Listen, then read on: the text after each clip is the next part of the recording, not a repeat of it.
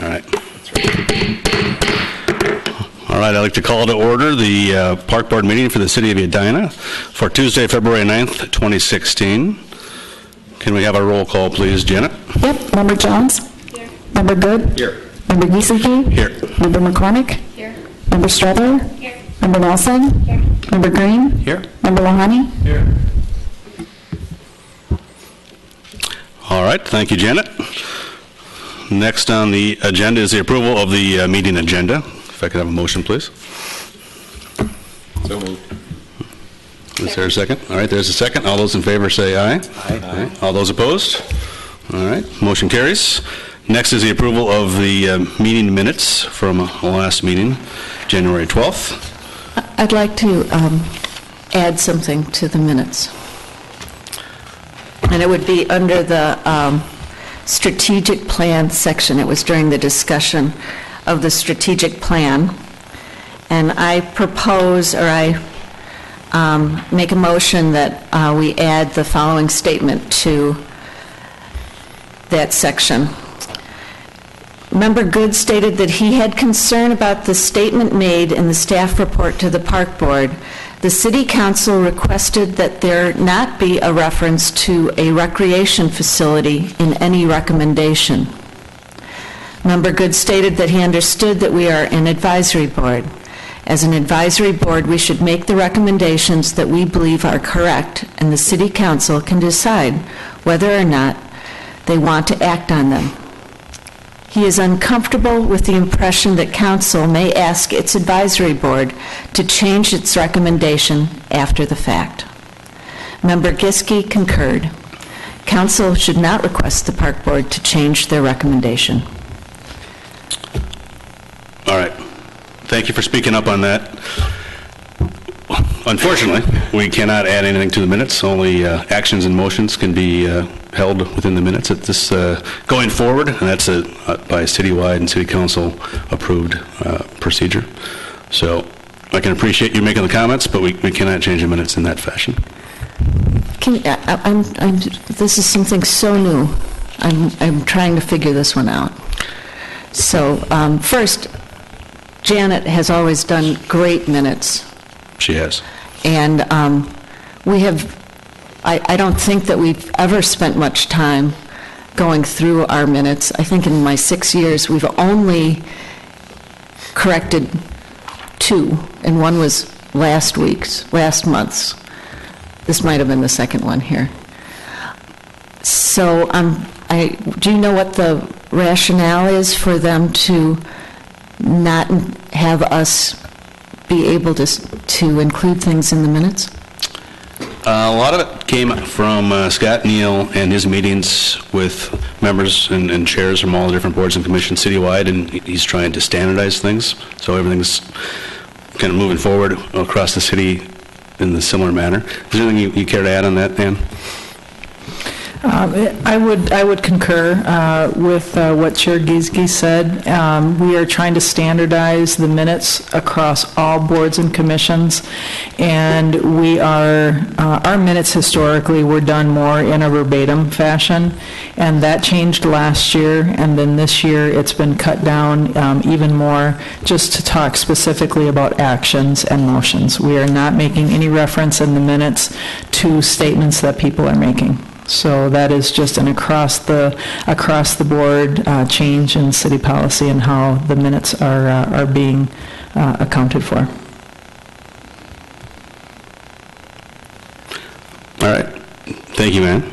Is there any other comments on the minutes?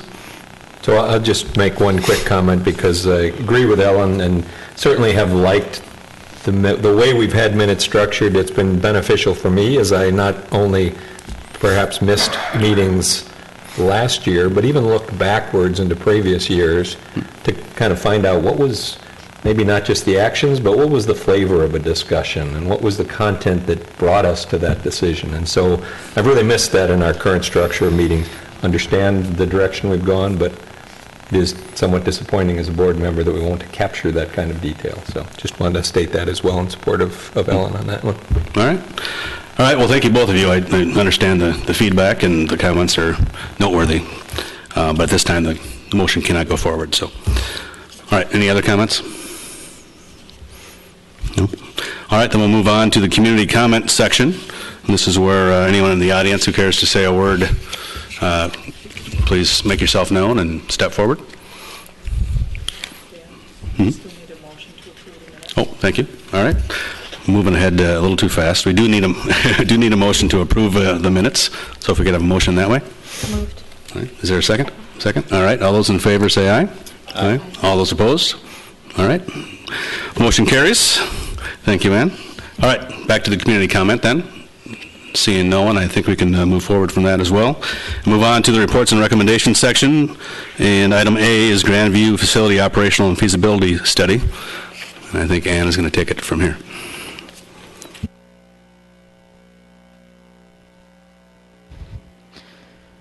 I'm going to pull up a quick PowerPoint presentation.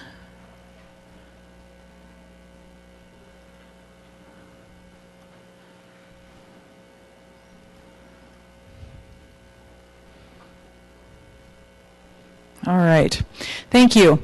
I would like to introduce our consulting team who is with us again here this evening. We have Victor Pisciatti from HGA. We have George Sutton and Sarah Shaley from Sutton and Associates. We have Michael Fry, the general manager of the Art Center. And then, as you know, Ellen Jones and Corin serve on the task force, as does Susan. We have been working really hard on the Grandview Facility Feasibility Study. The project is coming along very well. It's changing weekly. The presentation that the task force saw last Thursday has already been modified. We have a presentation for you this evening that is going to be facilitated by Victor. This is the same presentation that we intend to give to the City Council at their work session next Wednesday.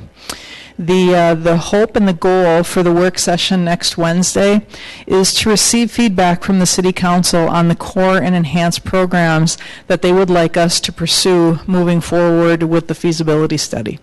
So it's really important to us that we receive feedback from you all tonight as to what you see in the presentation and that you've taken from the materials.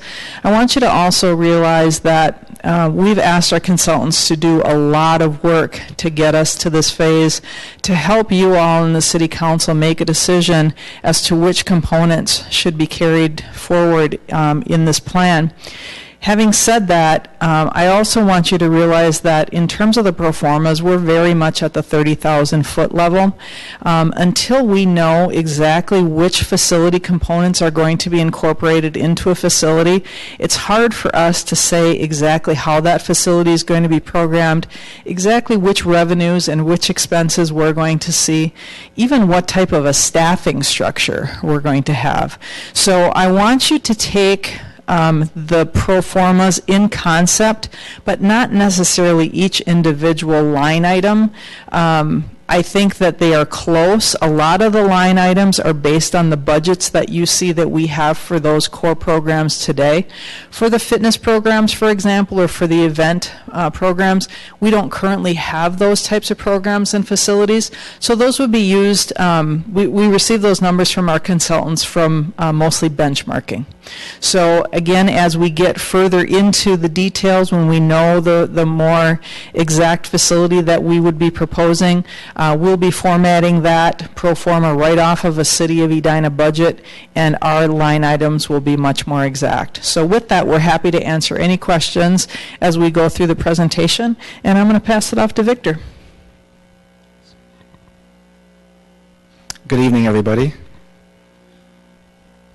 So as Ann mentioned, the presentation that we're sharing with you tonight is a dry run, if you will, of a draft presentation that is meant to be shared with City Council a week from tomorrow evening.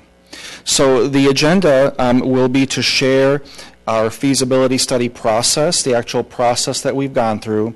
We are approximately halfway through the process at this juncture, having identified some potential programs for the facility, created a needs assessment and market analysis, and then also assigned some potential construction costs and operating costs for a range of alternatives. We'll share with council the team that has been involved in assembling this and putting it together. I think Ann had already introduced the folks on the consultant team, and you see the names listed there of all the folks who are participating in the task force for the project. So just to review the feasibility study process, we began our work with a needs assessment. This was really a team effort between Sutton Associates, Pros Consulting, and HGA. Each of us had a portion of this effort. It included reviewing historical data, meaning reviewing where appropriate, where facilities are already up and running, for example, the Senior Center and the Arts Center, some of their enrollments, attendance numbers, etc. The architectural team reviewed existing plans for these facilities to assess how much space these programs are operating in at this juncture. Pros and Sutton collaborated on a market analysis, with Sutton Associates focusing primarily on the arts and Pros focusing on recreation, and then knitting their work together through some coordination meetings. Our team facilitated a number of user group interviews. These are staff-level program leaders serving the 7 groups that you see up on the slide. Active Adult, formerly known as Senior Center, Arts Center, Communication and Technology for the City of Edina, Community Ed, those are representatives from Community Ed from Edina Public Schools. We met with the Historical Society, members of Park and Rec staff to speak about fitness, wellness. Also, Community Ed programmers discussed that topic with us, and youth programming. There was a community open house that was held. You see there, there were 61 folks who attended, and we'll summarize a little bit of the takeaways from the community forum later this evening. That data all went into the creation of a building program, a fairly comprehensive space-by-space listing of what could be in the facility. It's broken down into what's being called core programs. Those would be programs that were identified by parameters previously stated by council for the project moving forward. Also, through this process, a number of other needs and initiatives emerged, and so we're calling those potential program enhancements. Other needs that have presented themselves due to the research we've done that council could consider as programs for a public facility at Grandview. Then those various combinations of programs received capital cost estimates. That's essentially the cost of constructing the building, both the construction cost as well as what we call soft costs. That's furniture, technology, design fees, surveys, testing, all the dollars associated with constructing a building. And then once again, the Sutton and Pros team collaborated on some operating cost estimates. In fairness to those groups, it's much better for them to look at some actual floor plans that help them assess staffing efficiencies, etc. But at this juncture, to provide a tool for you all and for council to see relative differences between options, they were asked to do some high-level operating cost analysis at this early juncture, just based on general square footages.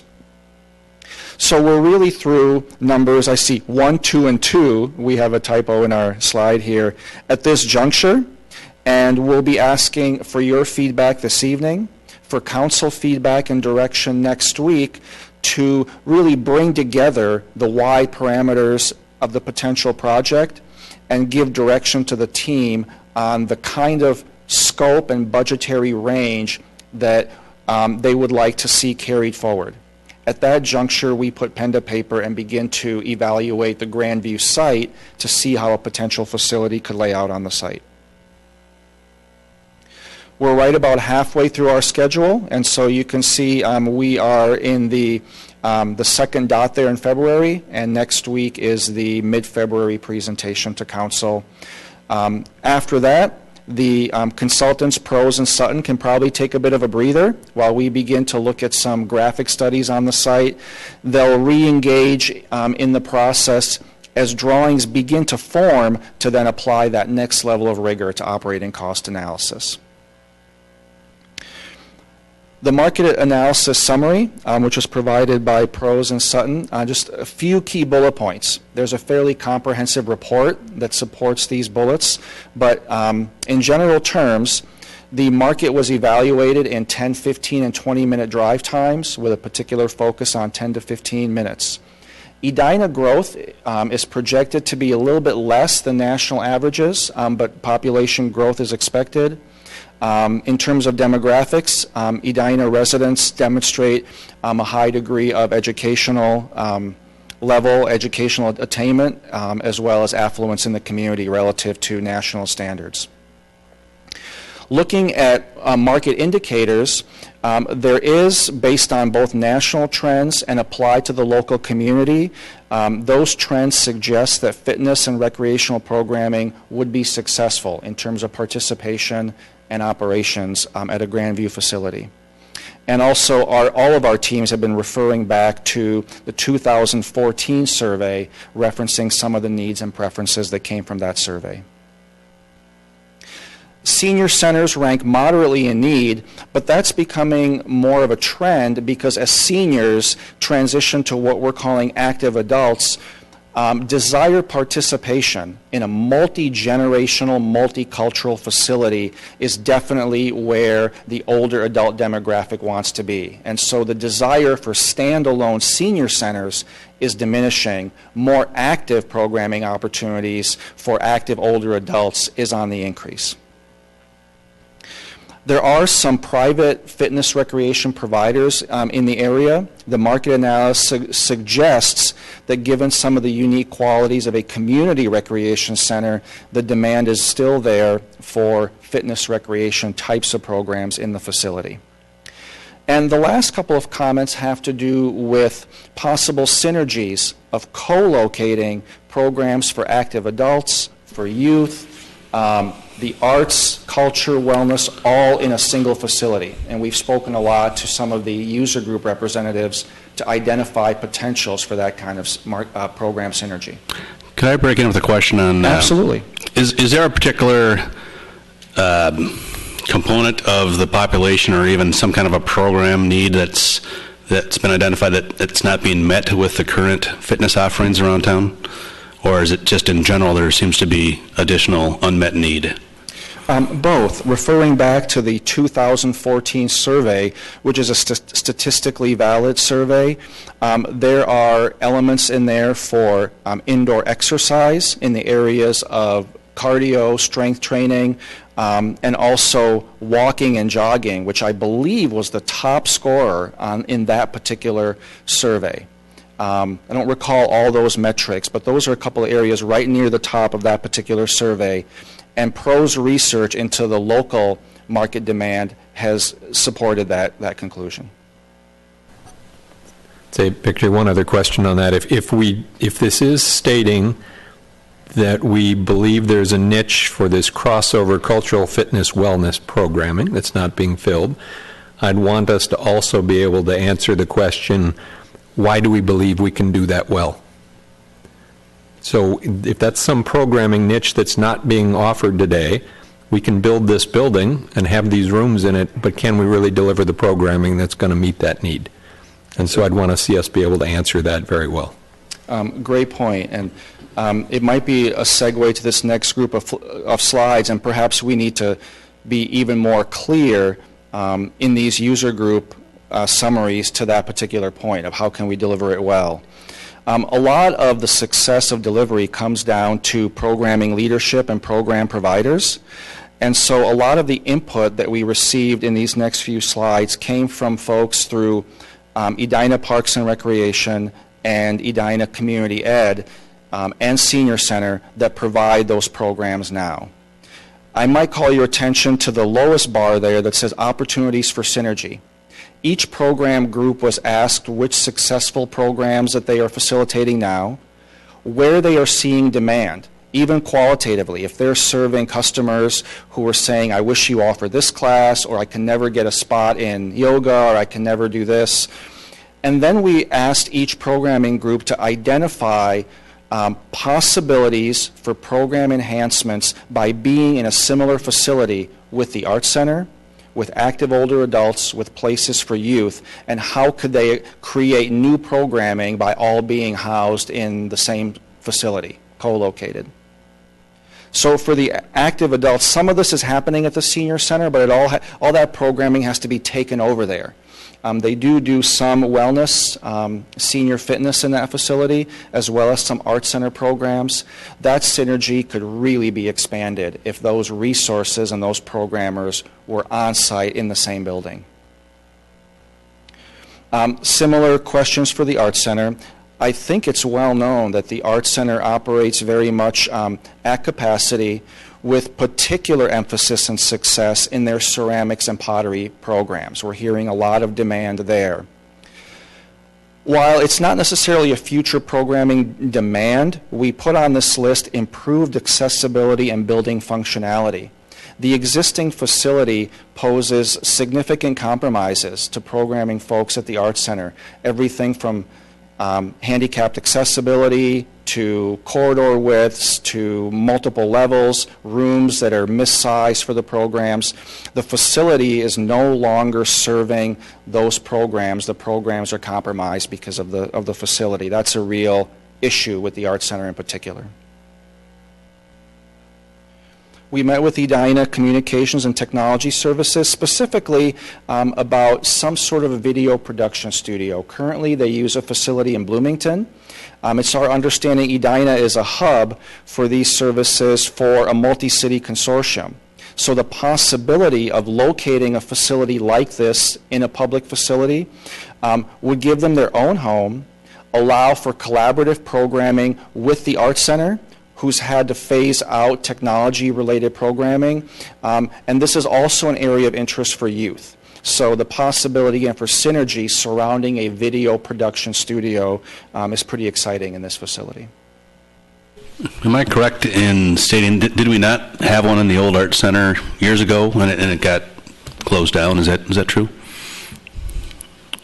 We did, and we could certainly have Michael talk about it a little bit more if you'd like, but essentially, we received a lot of donated equipment that was donated from the library when it was already outdated from the library.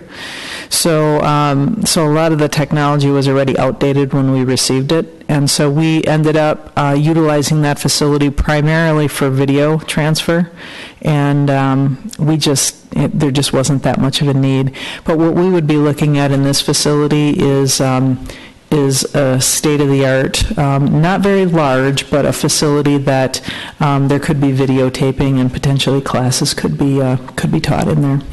And I'm assuming the city production for the city itself, there's a couple of different productions would maybe be housed there as well? Exactly. Yes, everything that the communications department is currently doing in leased space at Bloomington would be done at this facility. So this slide summarizes some of the conversation we had with Edina Public Schools Community Ed. A lot of synergy opportunities here. As you all know, they're delivering what's called community center programming in an old high school. So essentially their programs are modified to fit what used to be classrooms. In some cases that works well, in some cases that's not working well. So the areas that programming that could relocate or be offered at an additional location where we could build better space for the programming specifically focuses on some of the fitness and wellness programs. There are rooms programmed in the Grandview facility, you'll see, that would be outfitted for some of those fitness, wellness types of classes with the right flooring, the right wall surfaces, the bars, the mirrors. Those are things that are compromised at Community Ed, so those programs could be offered on site at Grandview. Community Ed does offer arts programming. They tell us anecdotally that they get the arts class customers that feel like they're beginners and they're intimidated by perhaps the quality that they might see at the Arts Center, so they feel like they get those folks first, and when they feel they've acquired some skills, they feel courageous enough to go visit Michael at the Arts Center and sign up for those classes. So having those folks, that continuity in the same building is seen as an advantage. Community Ed offers programming for all ages. They've got numerous parenting classes. They also offer classes for active adults, much more in the travel, global, multicultural interest areas. And so you will also see just some flexible meeting room, classroom type of spaces in the program where there could be some shared programming by Community Ed. Yes? Is the intent then that Community Ed would bring a lot of their classes to this space but still maintain some of their classes at the other space? Is that the... That's a great question. We have been having a lot of those types of conversations, and I think this is a really good time for us to be having those conversations as the school district is looking at the community center and trying to figure out how they're going to spend the referendum dollars. So certainly we are talking with them about possibly moving some of their programming, moving some of the instructors over to a potential new facility where we could be designing facilities specifically for those types of spaces instead of using converted classrooms for a variety of different types of programming.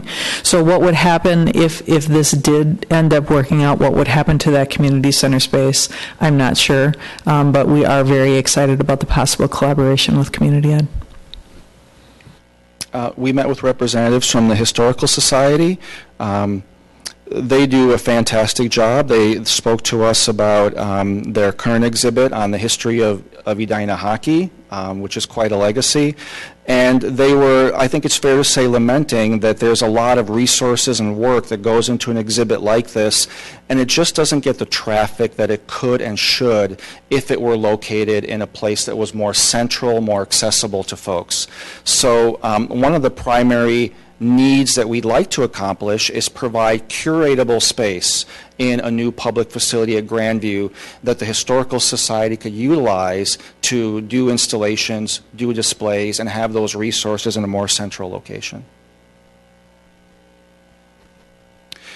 Fitness and wellness is something that, say, is sort of dabbled at in the community. You can see under our first line, we put limited program offerings by public entities. There was an analysis by some of the private providers for these programs, but a lot of this topic was addressed by folks who are doing some of this as spaces available at the Braemar facility, some in Community Ed, some in the Senior Center. But this would really be the creation of a new core program for the facility should the city of Edina choose to construct it. We talked extensively for youth-specific programs. Again, there isn't a defined sort of teen center or youth center, but needs of youth were again addressed by both Park and Rec staff and City of Edina or Edina Public School Community Ed representatives talk about some of the opportunities for youth programming in the facility. It is worth mentioning, it was noted by Prost Consulting in their analysis that a component of broad family participation in youth programming does often include an aquatics facility, and that was just noted by Prost Consulting. This slide talks a little bit about the community open house. I know some of you were there. We had set up display boards that showed some of the different programming amenities we'd already heard through the process, and after some broad Q&A, asked attendees to visit with representatives from the consulting team, Park and Rec staff, share their thoughts, and then annotate these boards. So these are actual photographs of some of the boards that were taken back to our office after the event. And again, there's a pretty comprehensive report on that event. This is the best way we thought of to summarize it quickly. Some of you may be familiar with software that creates these word clouds. What it does is we took all the comments, transposed exactly as residents wrote them, put them through this algorithm, told it to eliminate any words that occurred 3 or less times, and then it assigns a hierarchy to the words that show up most often. It's as simple as that. But we think it's an interesting litmus test that graphically shows some of the emphases coming out of the community meeting. So these are some summary slides on the various scope and budget alternatives. Again, there are comprehensive programming spreadsheets behind this summary. But we broke it down to some core areas. So the core program is noted to be an art center of 20,000 square feet, active adult programming, some community gathering, fitness and wellness, and support spaces. In our calculation to support the core program, it would require approximately 300 parking stalls. This next summary page shows the potential enhancements that could be also included in a public facility at Grandview. The Arts Center does have more need, and so there could be enhanced facilities for the Arts Center. Larger community gathering areas with some programs added, drop-in childcare, a children's play structure, think of sort of Edinburgh Light on this kind of site, those are very popular amenities. An event venue is a very significant potential enhancement. I think George and I have taken to calling it the magic box, meaning this would be an event venue, flat floor, so very flexible, but it would be outfitted so it could serve banquets, conferences, those types of events. It would also be enhanced with some lighting rigging systems, tracks that can host some theatrical curtains, as well as some telescoping seating. So it could also be deployed as a performance space for some functions. So the idea is that that 10,000 square feet, which is the event venue plus all the support functions, could fulfill a number of needs in the community. It would be sized for about 250 people in a banquet setting. That would equate to about 400 people in a sort of lecture classroom type of setting. Question on the event venue. Yes. If there wasn't an event happening, could it be used for something else? Or is it just stand alone as an event venue? It's common for some of these spaces to be subdivisible.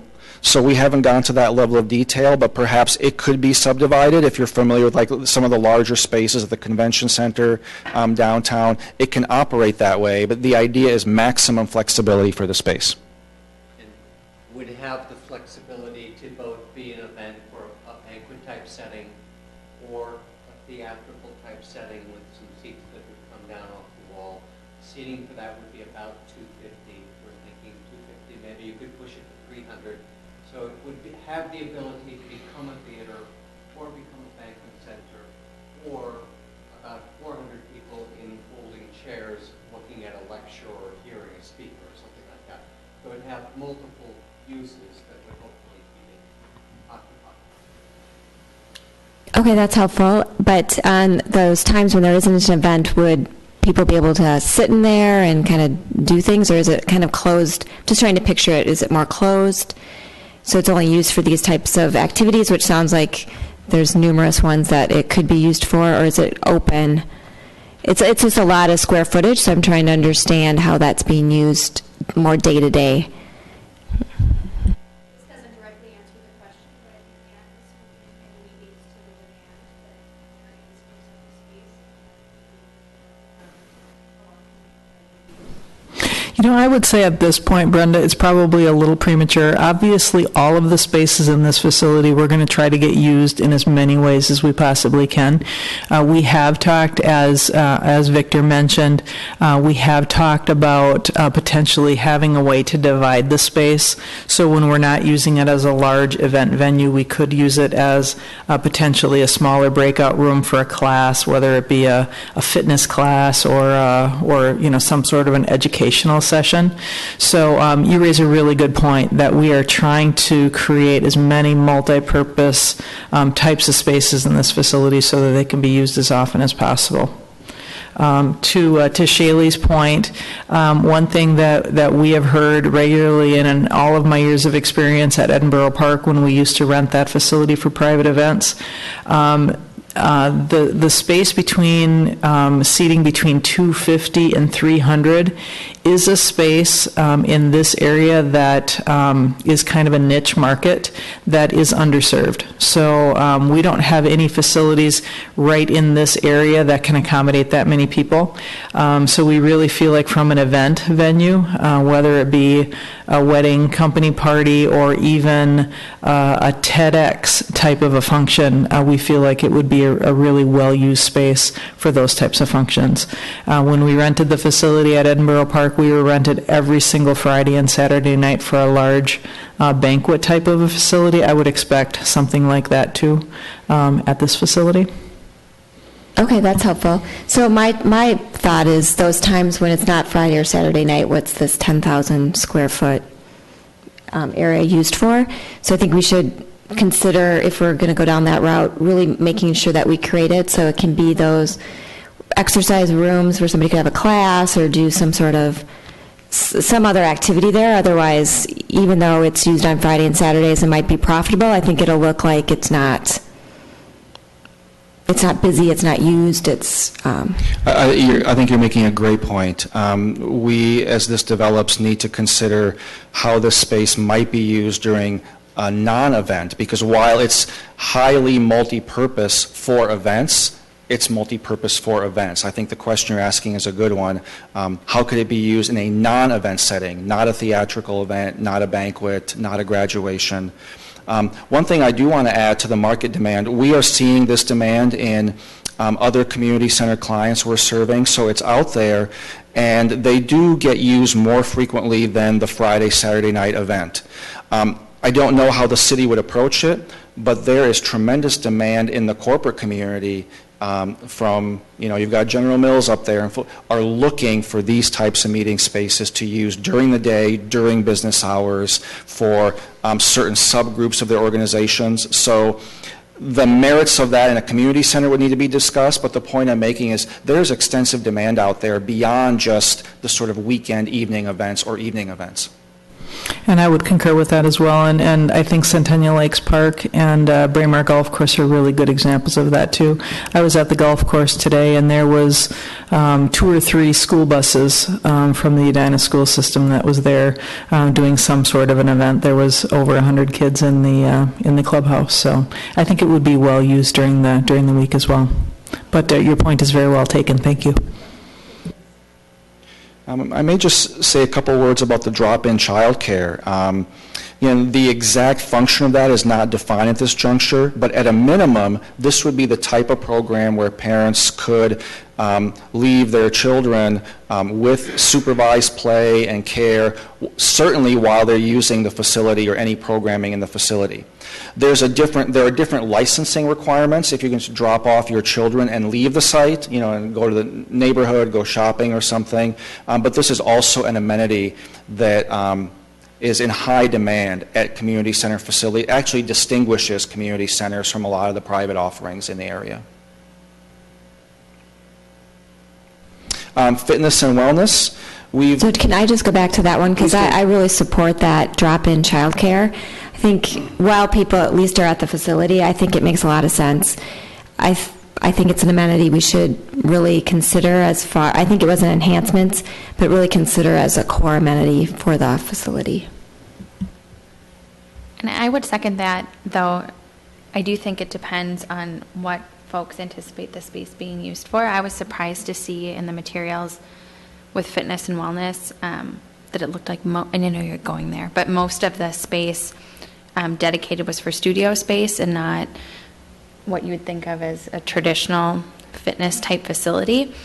And if it's going to be a traditional or have elements of a traditional fitness type facility, I think that child care is really important, or if they're classes. But I'm interested to hear where you're going next about the fitness and wellness. Sure. I'm going to back up to the core just so I can answer that question clearly. And can I just ask a question? Because I don't really understand how our minutes are going to work anymore, or how these comments. I think you both raised some really good comments, and I just wonder how they're going. I mean, it's a kind of question of why we're here. Are we just talking to ourselves, or is your comment then going to do I have to make a motion to say I agree with Brenda that this should be part of the core. I think it's my responsibility as your staff representative to pass on your feedback in this particular instance. It's my responsibility to pass on that feedback to the city council. The beauty in this meeting also is that it's televised so the city council can watch it, but it is my responsibility to pass on your feedback to the city council in the form of a staff report. So we don't need to make motions whenever we feel that it's a very important or good statement. We'll just agree, and then you'll know that there's several of us that agree. You're certainly more than welcome to do that if you'd like. Okay. So I want to make sure we're clear about the potential fitness offerings. In the core program, you noted correctly, what's in the core program are studios. That square footage covers 3 studios of different sizes. I thought you had a comment. It covers 3 studios of different sizes because that seemed to be, call it the pinnacle need in some of the user groups that we heard, that there just aren't the right facilities at community ed or at the senior center to offer Zumba, yoga, Tai Chi, those types of offerings. So that's what's in the core. Then what's... So just a question on the Yes. core. So that didn't seem like a lot of space, so I just wondered how do you determine how much studio space you would actually need? In the market analysis and also in our experience on community centers, the 2 to 4 fitness studio range is a sweet spot for the operating model of fitness instructors and meeting demand. So we see that that parity in a lot of community centers around the region. To have a smaller studio that can serve courses like spinning and similar things to that require about 1,000 square foot studio, then typically we see a studio at 1,500 approximately and 2,000 approximately that serve some of the larger demand classes. One may be quiet, one may be noisy, at different enrollment levels in that 30 to 40 person class and 50 to 60 person class. So it's a common metric for community centers. Likely the demand we're seeing might support another studio. That's where balancing it with the capital and construction costs becomes a governor. But the 3 studios is a very common balance in the marketplace. Can I ask just another kind of basic question? So the active adult space that is noted in the core, is that only for the seniors, or can that part also be used for some of this wellness, fitness for all ages, or? That's a great question. And the reason active adult is even its own category, in the extensive program we created, we kept an active adult category so that anybody reviewing that program can cross-reference to the existing space. Once that program moves to a multi-generational facility, it is unknown whether it even needs to exist as a senior center program. So the reason it's its own category now is only to facilitate comparison with how much space that program has in its current facility. How it gets programmed hopefully would be highly flexible and not necessarily dedicated to a certain demographic. Yeah, and it states it's about half the square footage of the core. It's a large space. Actually, no, it's not. I'm sorry, but it's half the size of the Arts Center, which is together the total of them is 30,000. That's a large space. Question though, you have on the core, there's a common area, and then on the enhanced there is a lounge area. What's the difference there? Thanks for asking that. The common area represents a moderately generous lobby to a building. So enhanced from walking into a building where you feel like you've walked into a series of hallways. There will be a welcoming lobby, but in the core, not large enough to feel like what we would subjectively call a community living room, a commons. There was lots of discussion about having a heart of the facility that could feel like a student union and invite kids, adults to be able to study there, bring their laptops, hang out, a mixing space for all ages. So in our effort to just subdivide different options for programming intensity, The core program is simply a smaller lobby than the enhanced program. One, think of as a decent lobby to a building. The other one, really very much of a community living room commons type of amenity. Can I ask another basic question?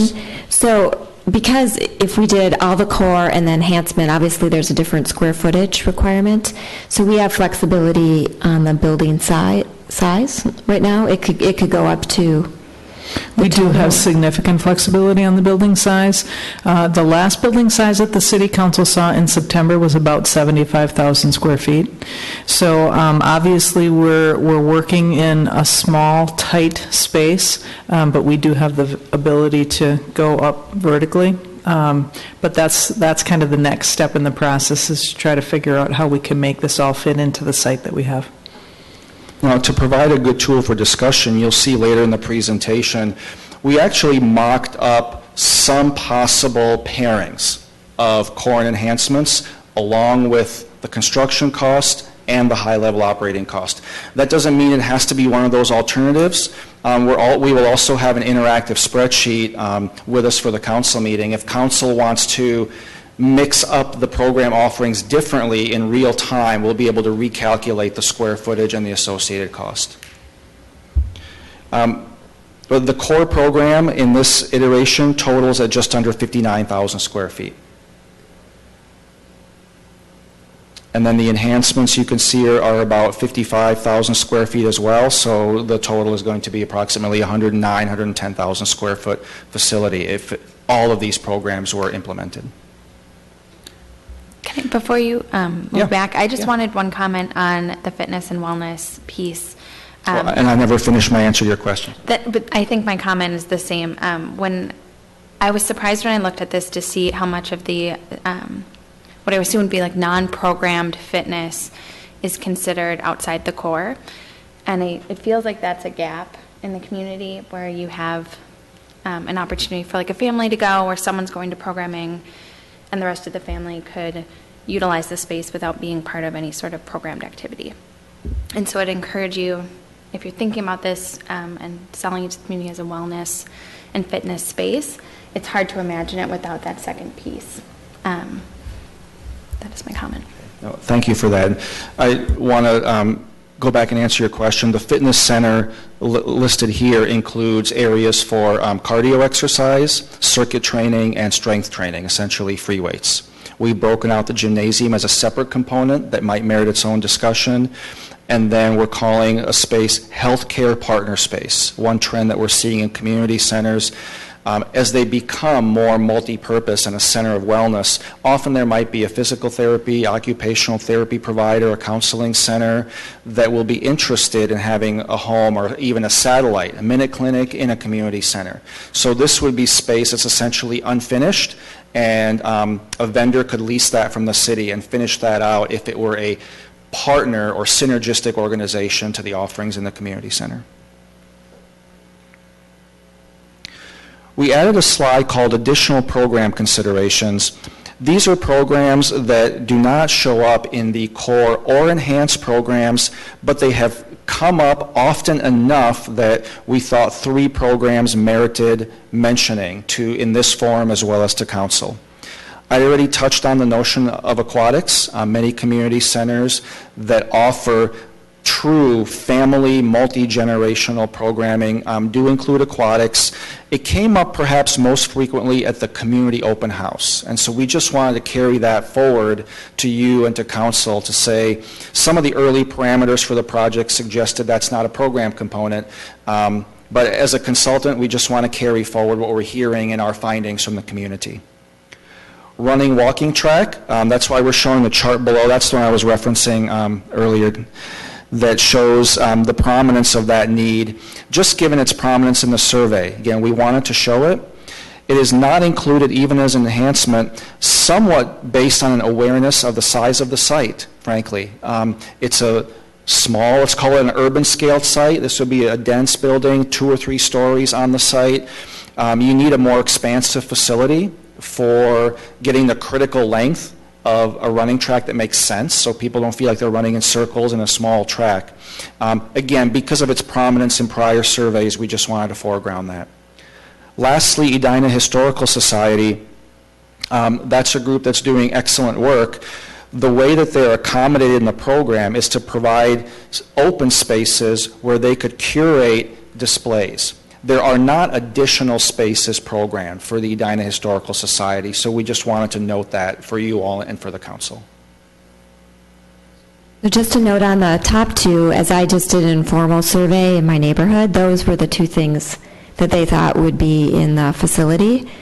So interesting that there were also the top two that you're seeing come from the survey information. Yeah, I think one of our roles is to present what we hope are objective findings in our analysis. And so, but we know there were some parameters of program considerations prior, so we just wanted to put these out there as something that we've been hearing in both quantitative market analysis and some of the qualitative community input that we've been receiving.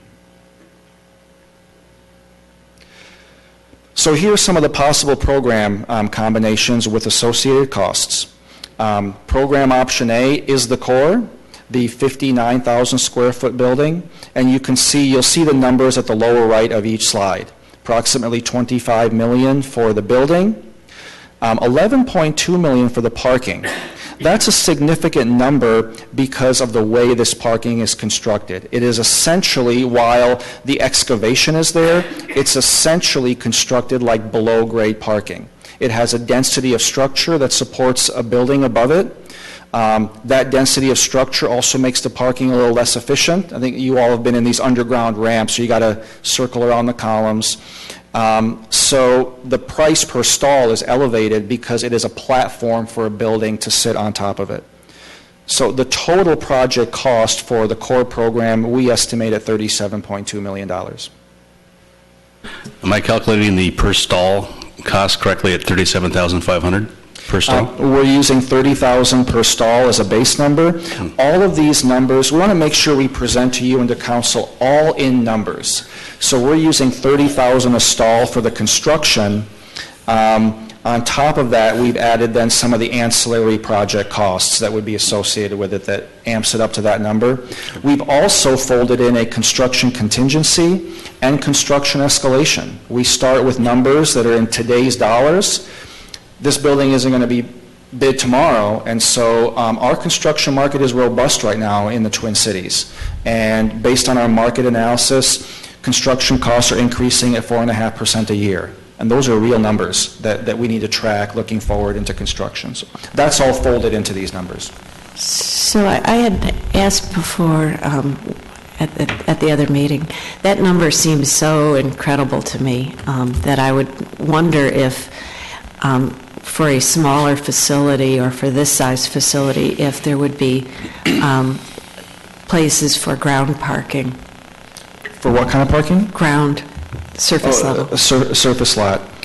The current paradigm that was stated when we started on the project was that the 3.3 acres would be divided into two parcels, at least 50% for a community center, maybe up to 60%.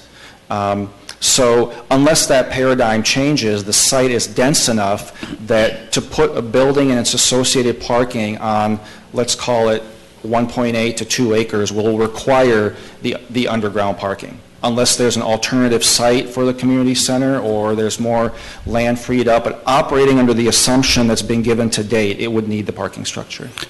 But if it was kept, if the property was kept 100% public,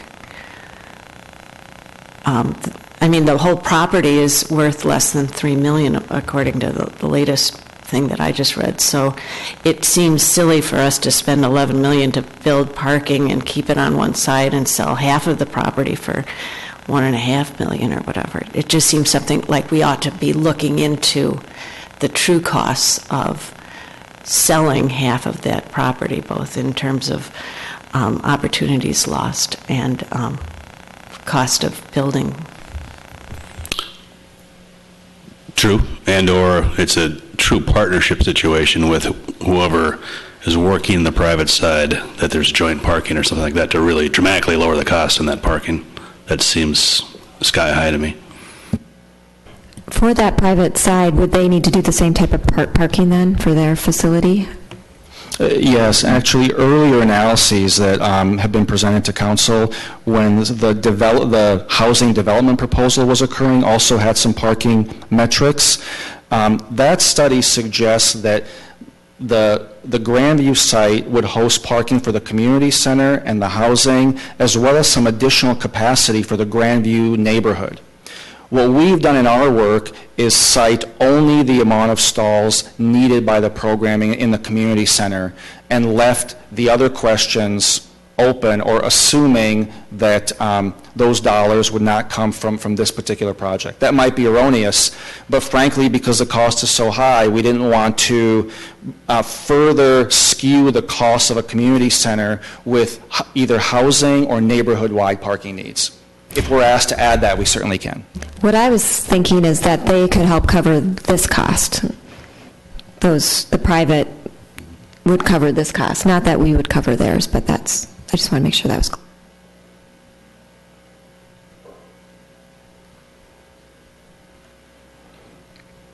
Okay, the option B takes the core programs and speculates if the event center were added. You can see the change in the numbers at the lower right. It increases building cost to approximately $30.6 million, parking to $14.2. We're carrying some site amenity costs for a total of $45,435,000. I will say on that parking number, it seemed high to our architectural team as well. We reconvened with our cost estimators asking that question. What about $30,000 per stall? Isn't that awfully high? I was provided with a comparable analysis of 24 parking structures built in the Twin Cities in recent history, showing where our data is coming from. Those included both freestanding parking ramps as well as below grade, and was quickly convinced that the $30,000 per stall, based on actual bid and constructed projects, 24 of them, is probably not that far off the mark. It does seem kind of silly, though, to spend a third of the cost on parking and not really any amenity for the residents. It seems out of kilter on the parking versus what the resident's going to get. Can I comment on option B? It still does not offer anything for families, so it would, the core is not a multi-generational project, and then option B continues with that, adding more features for adults and seniors. Well, I think we've got 5 or 6 of these, so let's take a quick look at all of them. We just want to provide a range. That's what we were asked to do. Provide data to facilitate good, robust conversation about the city's next steps. So the next one is core programs. The event center is not included, and you add childcare and fitness. Just different ways to mix up the data. You can see it's a comparably priced facility to the previous one that had the event center. So this one would have the core, plus the drop-in childcare, plus the expanded fitness that would then include cardio, free weights, circuit training, those kinds of programs. Again, the total project with the parking, approximately $45.4 million. Does this fitness include the gymnasium or not? This does not include the gymnasium. That's this one. So it's exactly the same as the previous option. This increases the project cost to about $50.6 million. It's hard to stand up here and say these kind of numbers, but I'm saying it is what it is. It is what it is. This one combines the core programs, childcare, and the event center and the fitness, but no gym. You can see they're growing in size, they're growing in parking, and they're growing in cost. Incidentally, we did break out the parking as a separate line item, which we don't always do, particularly if a facility is going to be built on a larger suburban site that allows for surface parking. Given the significance of the number, we thought it was an important data point to foreground to show the distinction between the building itself and the parking, just to help provide that data and facilitate good discussion. So it's intentional that we broke it out separately because those numbers are so large. Can I add a question? And I know we've talked about this at length, and I understand both sides of the rebuttal, but I just think it might be something we should go back and at least understand better if there's a way that we can make a pretty gymnasium that could be used. I understand I may not want my wedding at a gymnasium, but I wouldn't mind if it was my corporate meeting or something to that extent that we can make. They're very similar in size. For the cost that we're going to give back out of it, it might be something to at least consider how we make the gym somewhat usable for both of it, the event side of it as well as the gymnasium, because that will be where you're going to be able to staff it more often, my assumptions. I don't assume that people are having corporate meetings at 6 a.m., but maybe. But I think that you could have open gym. So I just think it might be something to at least look at from the cost side of it, to say, how do we make the gym, is there an option to make the gym, in the event menu together at all? Yeah, I think the quick response to that is it can certainly fulfill that function. It would warrant more detailed discussion because there would be trade-offs in adding that purpose. One of my colleagues uses a great word to caution on multi-purpose uses and says, we have to be careful not to make a space multi-purposeless. So we have to be it's certainly possible, but it isn't an easy proposition to make something appropriate for gymnasium activities, a wedding banquet, and a theatrical production. But we'll take the point and keep tracking that should the project go there. But it's not a simple proposition to have it do all those uses and be equally attractive for all of them. No, and I agree. Maybe it's a give and take. So maybe we say, okay, here's all the things, the multi-uses we could have for the space, and then prioritize them. So yes. I understand you would want it useless. Multi-purposeless. Yes, that. But I think it would be at least interesting to say, maybe we could do 10 of the 15 in a spot, and is that something we're willing to give and take for the difference of the cost? I just think it's something that we should at least consider. Yeah, great point. So this is the last combination of program and capital cost. This is all the programs that represent the input that we've received, core and enhancements. I do want to mention that the all-in program still is not a wish list documenting every space that we heard from every user group or every market analysis. Even this program has been edited down to things that pass the litmus test of a consensus of demand supported by the market analysis. So this is not an exhaustive list of every program somebody may have mentioned to the team during the process. But this gets you over $68 million. Next week, pros will be here in person for the council meeting, but I'll try my best to just give you the high-level overview of the operating cost analysis that was a collaboration with pros and Sutton Associates. They follow the program options so that you all in council can kind of evaluate them side by side. Again, there's a lot of data behind this, but essentially it's a summary comparison of revenue and expenditures. And the rate of return or the cost recovery for each of the program models. So you can see the difference there between revenue and expenditure of approximately $580,000. The core program is projected to realize 70% of its cost. I have just a question. So the council's given some direction that we don't need to actually recover any of the capital costs that we're going to put in, so that's just sunk.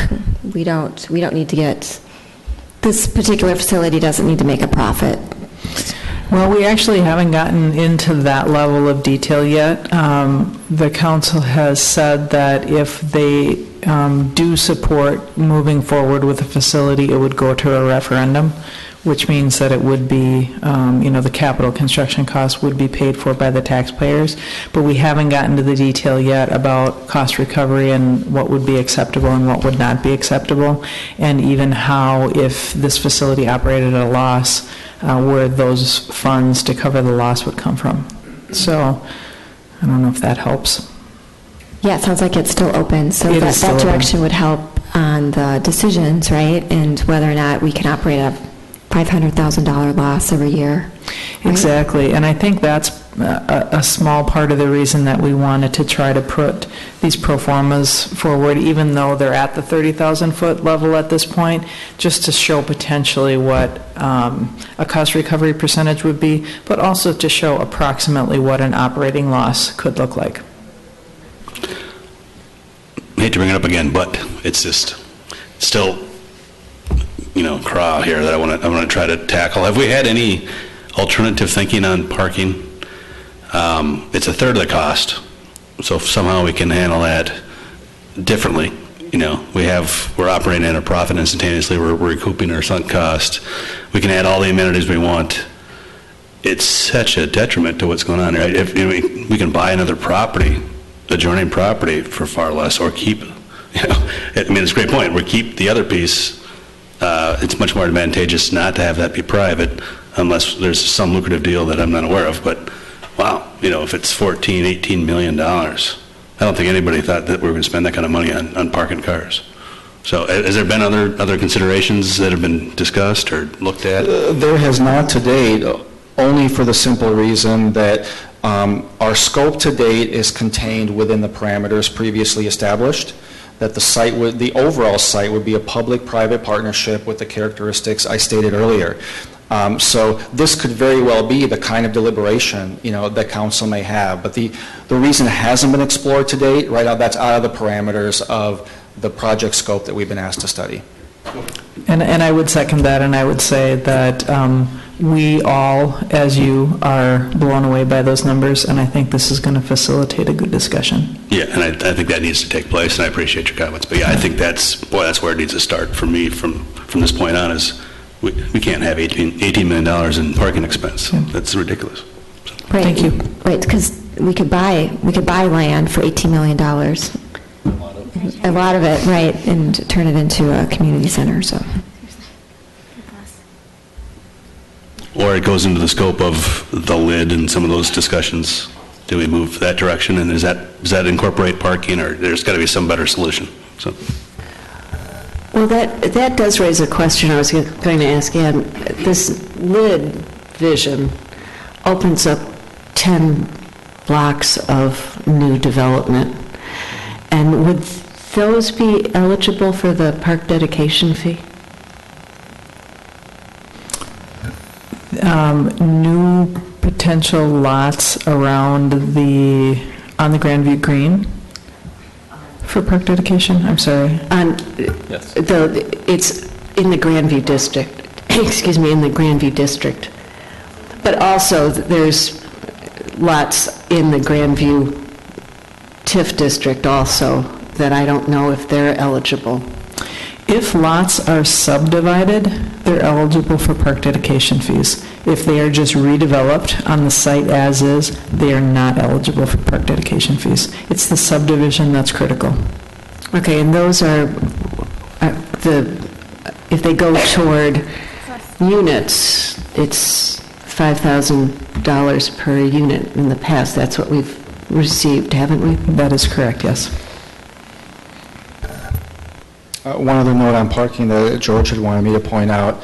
Another conversation the city may not have had is whether there's a fee for parking or not. Many parking facilities have their own pro forma that's based on, of course, the metrics of charging and securing revenue, which likely would be the case on the housing side of the equation. Not sure whether that would be part of the discussion on the public side, but that's another possible metric. So just one last comment on this pro forma and understanding that it is just a pro forma at this point, but I do think it's, again, worth a discussion that after we pay or get the city, those of us in the city, to pay $37 million to build this, we're then operating at a $600,000 loss each year. So number one, is that really acceptable to start with? And should we be looking at this to say, what would it take for 100% cost recovery? And not even a pro forma at 70 or 75 would be number one, because this doesn't even include the cost of the capital, right? This is just recovering the operating cost. That's correct. Yep. My understanding that this is the first year cost recovery, and the materials had cost recovery going forward, right? This is the first year, but if I recall, the subsequent years projected out were similar. They were all showing about the same loss. at least in the core. The In the enhanced core, was different, yeah. but the core was showing a pretty consistent loss each year, so it's a hidden tax. You'll see an increasing capital cost along with an increasing operational efficiency. So the more programs are able to be bundled onto the site, the more efficient it becomes as a business because it can attract more people there and everything. But it's also a significantly higher cost to do so, more parking requirement to do so. I thought it would be valuable, Victor, just go ahead. Why 500 parking stalls? Why 300 parking stalls? Where are you getting that from, would be? To calculate the parking stalls, we cross-reference a database that we have at the office for community center facilities. So we can pull from other prior projects that have fitness and arts and classrooms and do some comparable metrics there on the overall facility. And then when you have event-specific spaces, such as an event center, those are calculated separately based on capacity. And then that's cross-referenced with city code. So the city code was actually, I think, the governing factor here. I think our calculations had parking at about 255 or something like that for the core program, and city code would require 300. So it was close, and we opted for the more conservative city code. And I don't hear anybody talking about a park and ride, and originally there was more talk about that. Is that still on the table? Are we still talking about that? Unfortunately, Metro Transit has stated that they are not interested in a park and ride at this site any longer. I wanted to make a mention to Member Good's comment earlier about the cost recovery percentage, and Member Jones and I had a conversation earlier today. It's part of the reason that we wanted to do the wide variety of pro formas so that you could extrapolate out more specifically the individual components that we were exploring to show their cost recovery impact. So as we get into it, we'll certainly continue to refine, but I think it's pretty clear with the work that we've done early on which of the components are going to generate a positive cash flow for the facility. So I am very thankful that we've gone down this road, because originally it was probably not clear to many people that the core would be so incredibly expensive for the city and absolutely not financially feasible. So I went through the strategic plan trying to find if there were strategies for how we would approach different, what the cost recovery policy is. And in it, they break programs down to essential, important, or value-added. The value-added programs would be the ones that serve niche groups. So it's nice to offer this type of program, and the desired cost recovery is high to complete. And so when I look at that and I think, well, our art center is serving a niche community. It is highly subsidized. And I do think that we need to rethink how much space we're putting into the community center for art. Because as I look at it, the rest of the program is supporting the art center. And so I'm hoping, I would be advising that we don't look at the $13,000 that we are giving to the art center, which is a doubling of the current size, which I'm not sure, again, based on our strategic plan and what was written in it. It says, based on the table below, Edina is on par among benchmark agencies for performing in visual arts centers. So I'm just basing this statement on that and requesting them to rethink doubling the art center.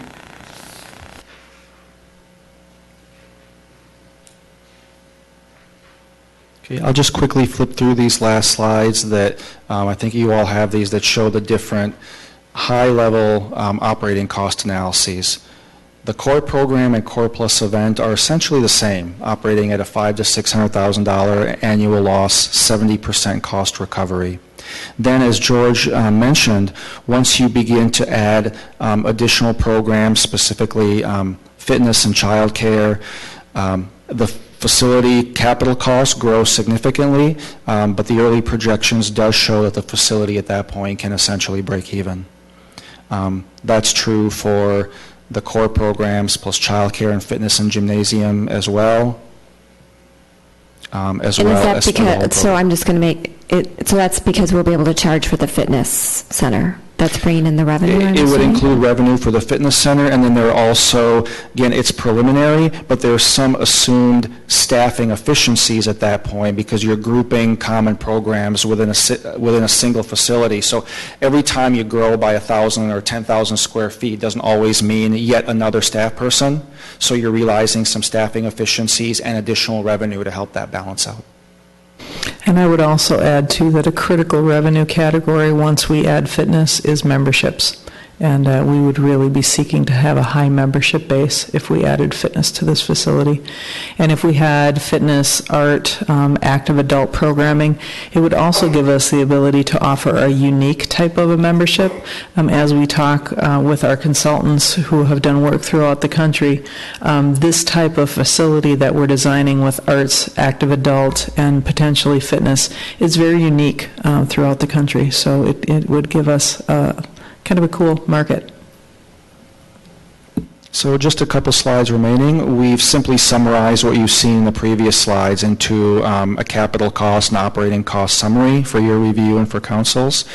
And similar to some of the discussions we're having tonight, knowing there could likely be robust discussion around what we're seeing here, we've included a couple slides of the Grandview site itself, just 2 slides here, to give us a visual tool should there be discussions about the site, how it gets used or deployed or divided up between public and private. So really no points here other than to provide graphic tools for a site discussion should the conversation go there. And that will be the end of the presentation. And I know that was really long for the council session, so we'll work to edit that down for next week. Could we just, on that picture, we were talking about parking, and if you notice, the city has a lot right on the other side of the railroad tracks.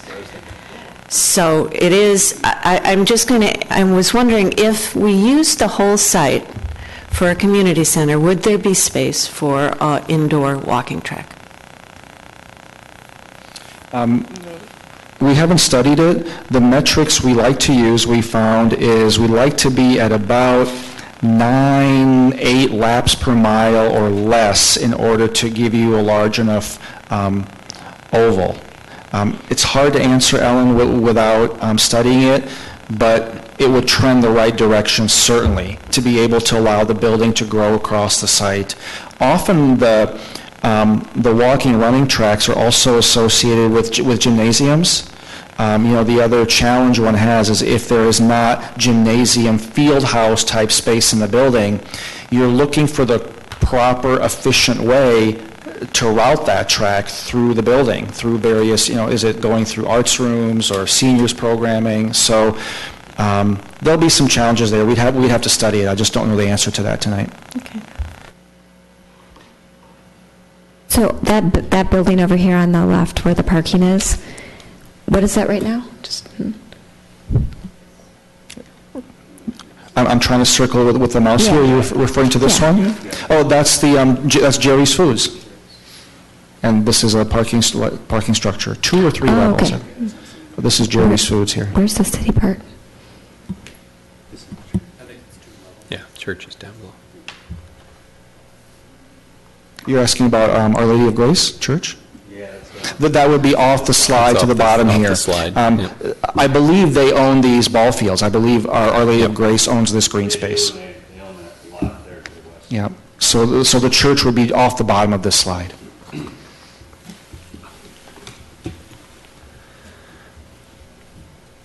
Any other questions? So the only other thought I had, and it's not a big amount of space, but I think it would be interesting to have the group look at how we get more creative with the admin space, right? You kind of have just classic offices, it looks like, and maybe there's a different way that you can look at how do we make that a more open environment and you don't use up quite as much space and it makes it a little bit more updated than walking in and seeing 9, 10 offices or something, so. Great point, thank you. Was there any other consideration? I saw in the notes that people said access to the space, like walking or able to extend a bike trail or something. Has there been any consideration at that point yet? Not yet, because we've been primarily in a programming mode, although I have met with another consulting group, LHB, who's doing a fairly comprehensive neighborhood-wide traffic analysis that includes not only just traffic counts and the quantitative aspects, but wayfinding and transportation modes. So we've opened discussions. Until we actually begin planning the site, we haven't looked at that, but we will. Can you help us with the parking areas that we're seeing here on this graph, on this picture? What's to the north and what's to the east? What is that? Yeah, what is both of those? To the north here is a retailer. Many of you might be familiar. This is the Starbucks drive-through. Oh, yeah. That sort of Okay. goes through the building like this. So this southern facade, essentially the backside of retail establishments here. So that's parking that serves the retail. This is the funeral home here on the corner. I don't know what some of these facilities are, but I know this is Jerry's and their parking structure. I'm not sure what these three buildings are here. Got an office building. Yeah. And a restaurant. Oh, it's the cities? Which one's the city's in? This one. One, No, that's Jerry's. That is the city's? That's our parking. Oh, okay. So this is Jerry's up in front here, but this is the city's. Okay. And what is that currently used for right now, Ann? Retail space. I'm sorry, I honestly am not sure exactly the primary use, other than just general district parking. Okay. I do know that they have explored with the structural engineer the ability to add on more levels to that ramp, and unfortunately, it is not feasible. Really? But it would be interesting to see how full it is, how often it gets used, daytime, nighttime. I mean, I lived in this community for 30-plus years. I probably parked in that lot twice, in the parking ramp itself, so I don't know how Absolutely. full No, you it raise a is. good point, and I believe that those studies are already done. Okay. I don't think OLG is interested in selling that Warner property, but for $18 million. I mean, we could make them an offer of 4 times what they paid for it, and I'm sure they'd listen, so. Yeah.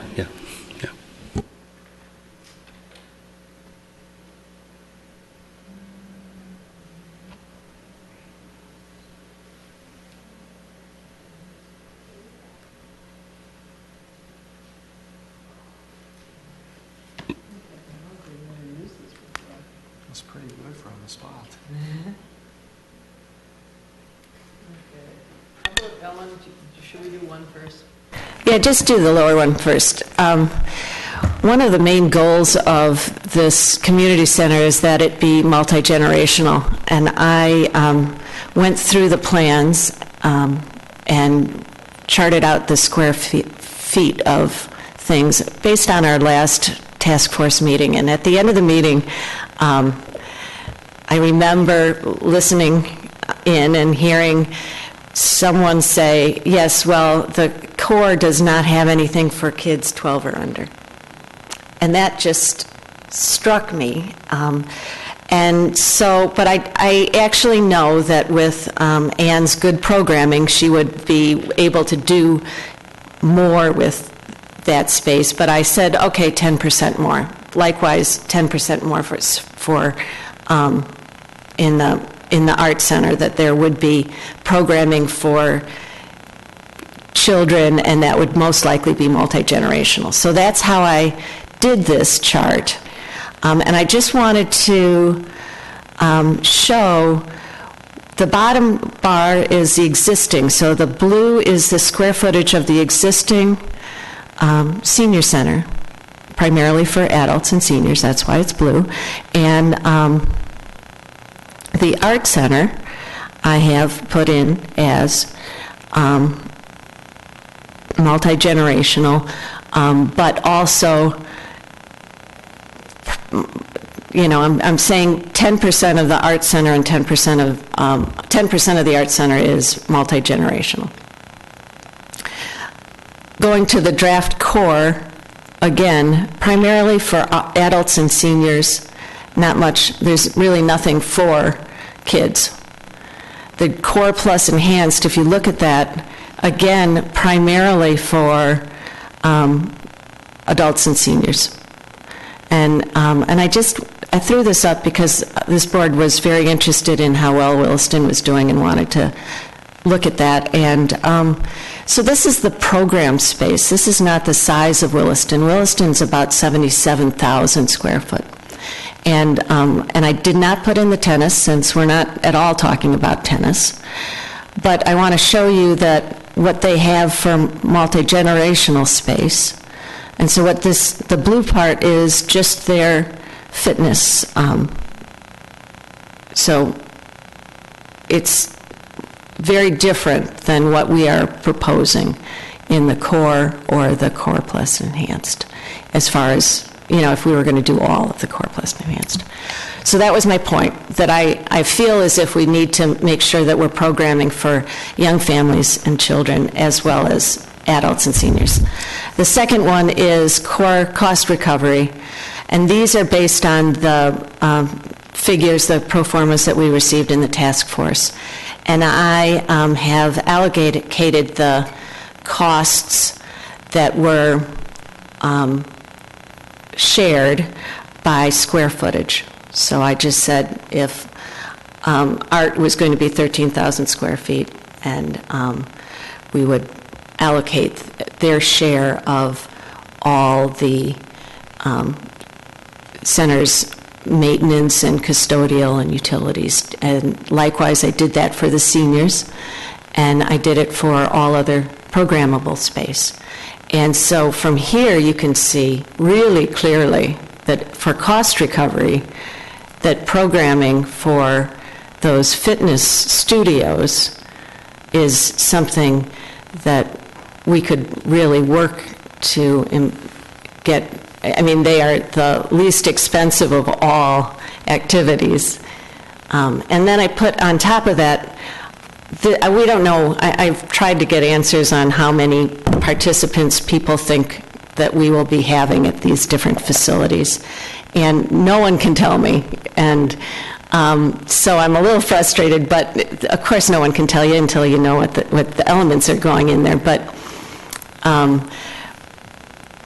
the current number of participants for the Art Center is around 3,000, and only 65% of them are Edina residents. Senior Center, likewise, what we're working on is 15,000 participants, and probably 90% of those are residents. So the order of magnitude of who we're serving needs to be, I think, in the discussion of what types of facilities and how much money we want to spend on each participant. Currently, we are subsidizing each senior center participant by $3 a participant, and we are subsidizing each participant at the Art Center $96. So it gets higher as we have added on to the Art Center, according to the numbers that were given at the task force. So does the Art Center ever look at charging less for residents and more for the non-residents to try to close that gap? Michael? We had a price increase in 2016, so our prices just were raised this year. And we did have a last increase as of June 2014. So my trend is to raise prices across the board. We've started instituting gallery rental fees, which we've never had before prior to 2011, we've increased our firing fees, our studio fees, our rental rates for private studios. So we really have, I've instituted quite a bit of price increases going forward. And 2016, our current pricing structure is $10 per class hour, and it was $9 per class hour. So it was a significant increase in 2016. But So do you expect with a new venue like this that's all updated and new that you'd be able to charge more?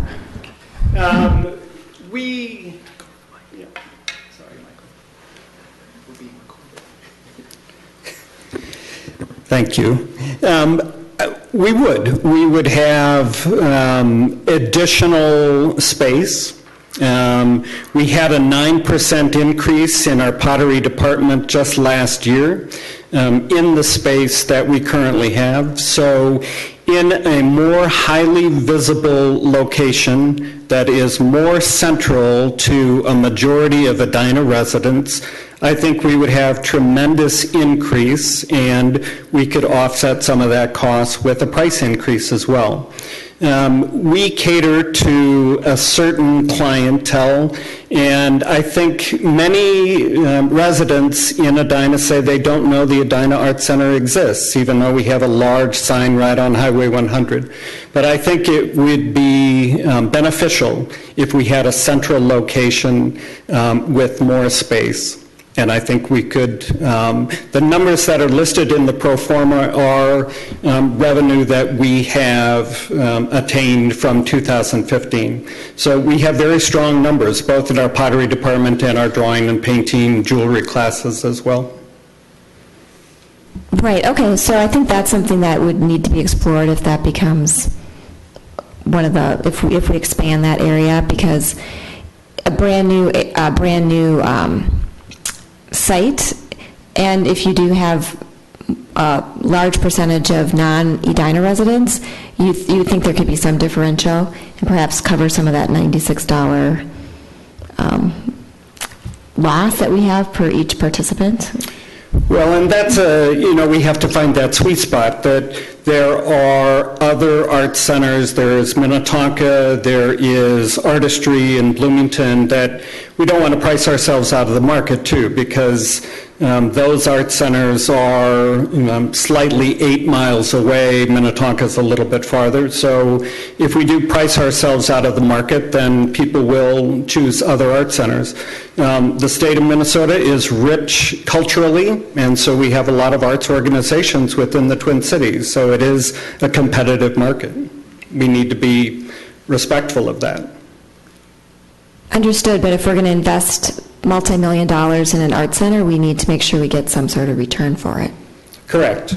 Yeah, and 100% cost recovery, I think, is a goal that is always there for me. That we were at 68% cost recovery previously. We're currently at 74% cost recovery, and my goal is always to have that higher. So, as you know, in the arts, it's a difficult task. So.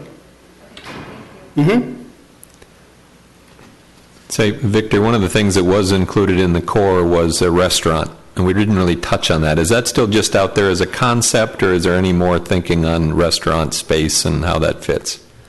The program provides for a cafe type of space. We base the program so folks could picture something on the Fika restaurant that's part of the American Swedish Institute in Minneapolis. So this isn't an overly large space. I want to say it's in the 2,500 to 3,000 square foot range. At this juncture, the pro forma doesn't speculate whether it's city-run or vendor-run, although we've seen the ones given over to outside vendors be far more successful than those run by the municipality. So it's a program element that's certainly open for discussion, but that's the metric it's based on right now. Okay. And then if I could, just from the notes I had, at least the things that kind of had hit me as we went through this is, number one, we need to get more creative on the parking solutions, right, and what other options might be out there. Number two, I would say the core, as we've had it described, isn't adequate. Just doesn't seem to fit what at least I'm hearing the board discuss here. Number 3, we need to be more comfortable with, I think as Dan pointed out, doubling the art space and what that means. 4, challenge to live out multi-generational. Are we truly getting something that's multi-generational? And then number 5, I'd like to see something that if we've got targeted 77,000 square feet, what fits in 77,000 square feet? We've kind of taken it a different way. We have all these pieces and components and building up to it.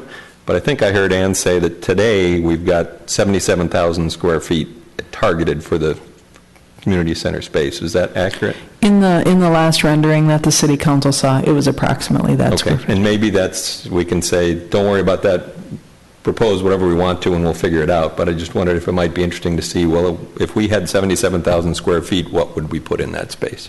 The prior work that's been done for the public facility at Grandview has been very cursory.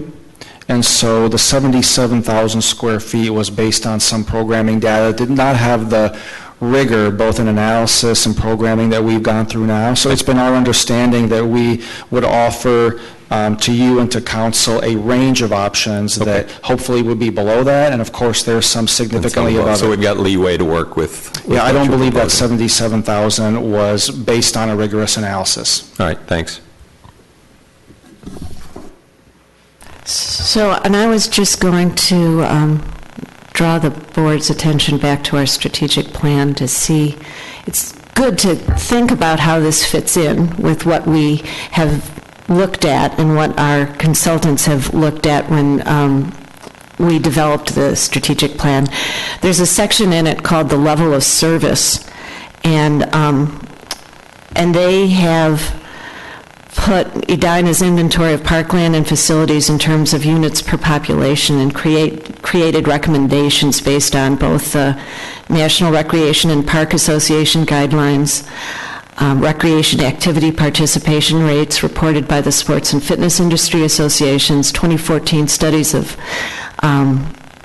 sports, fitness, and leisure participation, our own community needs assessment survey, and they created a chart with what they felt, given all of that data, what Edina needed. And as an indoor amenity, the only thing listed was a recreation center by number of square feet. And they did say that in 2014, a need currently exists for 55,000 square feet, and in 2019, 59,000 square feet based on population growth. So the question for us is really where would be the most ideal site for a community center? Is this the most ideal site? What would that look like, and or how would this fit into our strategic plan? And I would suggest that this fits into one of those things in our strategic plan where we were trying to fit features into the northwest quadrant. And there is not much land open in that quadrant. And we wanted it centrally located, and we wanted it on public transportation so that it could be accessible to all. So I would strongly pursue getting a recreation center in this place and making sure that the amenities that we're talking about, that we're thinking, well, this makes sense because it has good cost recovery. Well, it not only does that, it also fits in with a need that we have found that we have based on many data points. It's also in the strategic plan written in the our key recommendation. It's number 1 under recreation facilities. So it really has been. All right, nice comments, appreciate those. I think it's understood by all of us that that's the direction we're going. So, any other comments? I just wanted to say thank you. That was really great feedback that we received from everyone. Thank you. Mm-hmm. And thank you. I appreciate the information. Yeah. All right, I think we can We've exhausted that. Here we can move on to the 2016 annual work plan. And I think Susan is going to lead this discussion. So at the January Park Board meeting, we reviewed the approved work plan for the Park Board. And Ann and I thought it would be helpful to go through each initiative and just discuss the tentative timeline that we've at least initially talked about. And then I'll be providing more detail about the process for each initiative with each committee members when we have those initial kickoff meetings. So the first initiative is the Inclusive Playground. This was a 2015 CIP project. We are waiting right now to hear back from our finance department, and we should know the beginning of March if it's a project that we can carry over the funding for 2016. Due to the workload last year, we are also waiting on the results of the strategic plan before starting that project. So we'll should have a better idea if we have funding for that playground in March. If we find out that we do not, then what we'll do is we'll add it into the next round of CIPs that we will be working on this year. I think Corin, if we do move forward with that, she's on the committee, and I will reach out to her directly to schedule those meetings. The second initiative is the Fred Richards Master Plan. This is a project that we're looking to finish by the end of 2016. It's a fourth quarter item. Jerry and Greg are the committee members, and Ann is going to be reaching out to you to set up those meetings to really start talking about the process, the timeline. I think we're anticipating it to be about a 6-month project starting in April. So that'll be one that's starting here pretty soon. Initiative 3 is the park signage replacement plan. Corin and Julie, Brenda and Dan are involved in this one. We're also hoping to finish this one and wrap it up in the fourth quarter. I'll be reaching out to the group the end of April to try to set up that initial kickoff meeting. We're anticipating this to be about a 4-month process, and we'll be starting this in May. And then the fourth initiative is Grandview. I think we've had a lot of great conversation on Grandview, and I think Victor and his team and Ann have provided a pretty good update on the timeline and the process for that one. The fifth initiative is the analysis of current programs and cost recovery expectations for our recreational programs. We're looking to get this one started very soon. We've actually already started some of the work on it. So I'll be reaching out to Greg and Onik here by the end of February to set up that initial meeting where we can kind of discuss what's been done and then get your feedback and your input on that. Initiative 6 is the Recreation Programming and Facilities Marketing and Communication Delivery Review, and to study the utilization opportunities and implement the Edina to Go app. We're hoping to finish this one in the fourth quarter. Julie, Brendan, Lauren are part of this committee, and I will be reaching up to set something up probably in October. We don't anticipate this particular initiative to take too long, maybe just a couple months, and we'll get started in October. And then to engage external resources to provide environmental programming. This is another one that I think we're looking at taking on towards the end of 2016. Dan is representing the Park Board on this committee, and Amanda Clark is going to be reaching out to you, Dan. She's going to be our staff kind of liaison working on this project, and probably just a 1-month process, really just trying to get your ideas, suggestion, that sort of thing, and point us in the right direction. The Initiative 8 is the pollinator garden. And we've already started and done some work on that with Brenda and Ellen, and we should finish that by the end of the third quarter. We're looking at having a garden at Pamela Park this summer with some playground programs. So we'll continue to move forward with that initiative. And then the next one is the multi-year playground renovation. This is something that we're at least initially slated to finish in the third quarter. We think it's probably going to be just a more of a staff-led. Julie, I think you're the committee member, but really here we're just really looking at your input. We'll provide, we have a list of all of our current playground locations, equipment, years of installation. So maybe just looking at more of an overview and suggestions on what we need to place, what we would like to see, those types of things. And then the last initiative is to collaborate with the Energy Environment Commission on providing a recommendation regarding bottled water sales. This was actually, I think, something that was suggested by the Park Board, and it's not on the EEC's work plan for 2016. So I don't know if there's anyone on the board who wants to kind of champion this initiative. It isn't, not that it isn't important, it's just not a main priority for staff right now, but if someone on the park board would like to champion this and take it on, I do think, and Ann and I talked about it a little bit, and I know she's talked to City Manager Neal, that if it's something that you decide that you don't necessarily want to take on this year, that would be obviously your choice. It would be okay. So, any questions? I know I went through those pretty quickly. Just one minor point on Initiative 6. Since it sounds like that won't start until October, you might want to reach out to Member Christ and see if she would like to be on a different initiative. I'm sure she hopes she's probably still not on the board as a student member in October. But no, that's a great point, Greg. Yep. Thank you.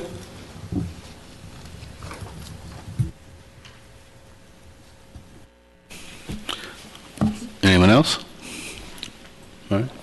Well, thank you, Susan. Well done. Appreciate that information and that organization for us. I feel good about where we're headed with that. I think it's nice to have that scheduled out and have some assignments and some timeline to it. So that's nice. All right. All right. The next item is the election of officers. We started out with 7 members. Now we're at 5. Unfortunately, I wasn't aware of that until I got a note here, but we no longer can have the election. We don't have a quorum, so we need 6. We need 50% plus 1. So that will have to wait until the next meeting. So you will carry on. Carry on. Keep quiet and carry on, yes. Yes, so that item shall be moved. Maybe we'll make it first, first item next time or whatever. So just to make sure. Get me out of the position, right, out of the chair as soon as possible. All right. Chair and member comments? Does anyone have anything to say? We are losing a couple of members here. I don't know if Ellen has any parting words. Actually, I want to just thank the rest of the board and the staff, and I really, really can't thank them enough for always being so good. Janet, I'm sorry they don't let you take minutes like you used to. They were great minutes. No, I know how hard they were, and actually I know that there was a discussion about, should we be taking so much time on the minutes, but they were really great. And well, you've been incredible. In the 6 years, we have gone from subsidizing our enterprise facilities by over $400,000 to now cutting that in half, more than half, I think. You'd be able to tell me more, but it's been incredible. We've got a lot done, and thank you for all. I know how hard you work, all of you, so, and including the rest of your staffs. They've always been, you go to a golf meeting and there's somebody there that is just knows so well, so professionally, so. All right, I'd like to say a few words. There's member Segreto, and she's not here, so I won't say a whole lot about that. But Ellen, thank you for your service. 6 full years, 2 full terms. Was there a little bit before that even? It was 6? Okay. You didn't fill in anyone else's term? All right.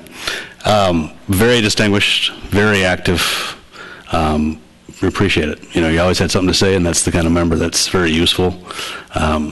You know, I think there's a lot of things that have happened because you've been here and you've had something to say, so very much appreciate it. Thank you. Okay. All right. Are there any other board member comments at all? No? All right. Staff comments? Thank you so much. I do have a few things going on in the department that I wanted to give you all updates on. We are currently installing a new high-efficiency filter going in at the Edina Aquatic Center.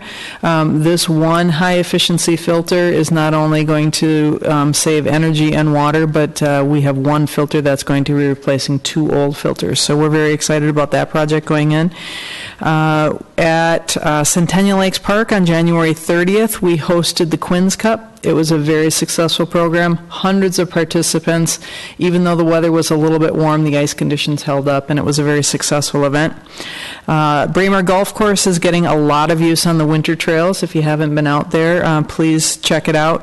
We had a snowshoe event that we hosted in January with Hoygards, incredibly popular. All the slots for the snowshoe use filled up almost immediately, so it was a wonderful night. We're going to be hosting another snowshoe event coming up sometime in February. We don't have that scheduled yet, but watch the website for that next event.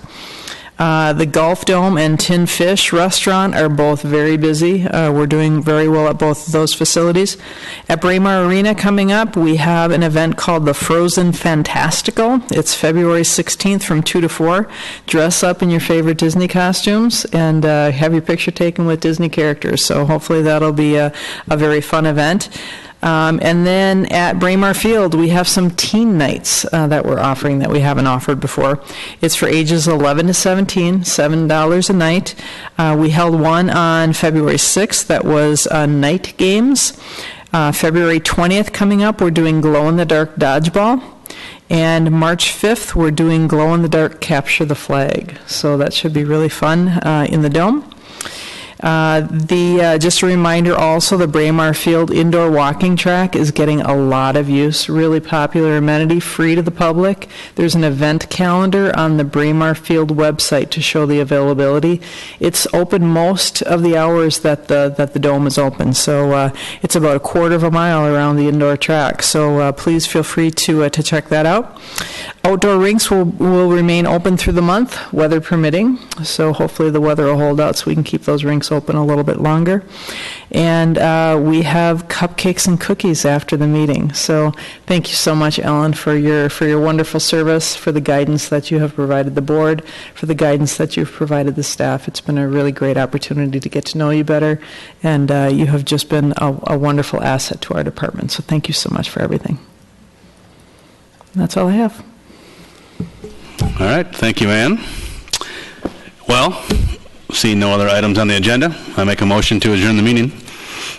Second. Is there a second? There's a second. All those in favor, say aye. Aye. All those opposed? All right. Meeting adjourned.